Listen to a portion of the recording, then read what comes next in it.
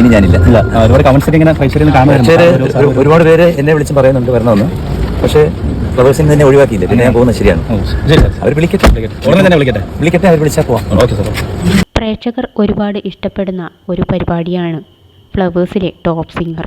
വർഷങ്ങളോളം അതിന് അത്രയുമധികം ആരാധകരുമുണ്ട്. കൊച്ചു കുഞ്ഞുങ്ങളുടെ ഗാനം കേൾക്കാൻ തന്നെ ഒരുപാട് പേർക്ക് ഇഷ്ടമാണ്. അതിൽ ജഡ്ജസിനെയും എല്ലാവർക്കും പ്രിയങ്കരമാണ്, പ്രത്യേകിച്ചും MG ശ്രീകുമാറിനെ. ടോപ്പ് സിംഗർ തുടങ്ങിയ കാലം തൊട്ട് തന്നെ ജഡ്ജായി വരുന്ന ഒരു വ്യക്തിയാണ് MG ശ്രീകുമാർ. ഒരു ജഡ്ജസിനെ പോലെയല്ല അവിടെയുള്ള എല്ലാവരും പെരുമാറുന്നത്. കുട്ടികളോട് അത്രയുമധികം സ്നേഹത്തോടെയാണ് ഓരോ ജഡ്ജസും പെരുമാറുന്നത്. അതൊക്കെ തന്നെയാണ് മലയാളികൾക്ക് ഈ ഒരു പരിപാടിയെ ഒരുപാട് ഇഷ്ടപ്പെടാനും കാരണം. പക്ഷേ ഇപ്പോൾ പുറത്തു വരുന്ന വാർത്ത ഒരുപാട് പേരെ നിരാശപ്പെടുത്തുന്ന ഒന്നു തന്നെയാണ്.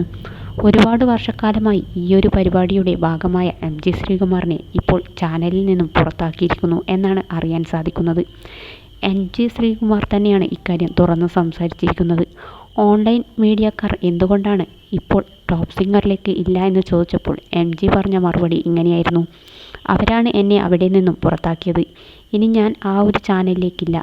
എന്നെ പുറത്താക്കിയ അവർ തന്നെ വിളിക്കട്ടെ, അപ്പോൾ നോക്കാം എന്നായിരുന്നു MG ശ്രീകുമാറിൻ്റെ മറുപടി. പക്ഷേ എന്താണ് യഥാർത്ഥ കാരണമെന്നോ എന്തുകൊണ്ടാണ് ചാനലിൽ നിന്നും പുറത്താക്കിയത് എന്നുള്ള കാര്യങ്ങളൊന്നും MG ശ്രീകുമാർ വെളിപ്പെടുത്തിയിട്ടില്ല. കാരണം അത് തൽക്കാലം ആരും അറിയണ്ട എന്ന് തന്നെയാണ്. അതേസമയം ഒരുപാട് പേരാണ് താരത്തിന് തിരിച്ചുവരവ് വേണം എന്ന് പറയുന്നത്. കാരണം ഞങ്ങളൊക്കെ ടോപ്പ് സിംഗർ കണ്ടപ്പോൾ മുതലേ അടിമോനെ പൂക്കുറ്റി എന്ന് പറഞ്ഞ് നമ്മളെയൊക്കെ രസിപ്പിച്ച ഒരു വ്യക്തിയാണ്.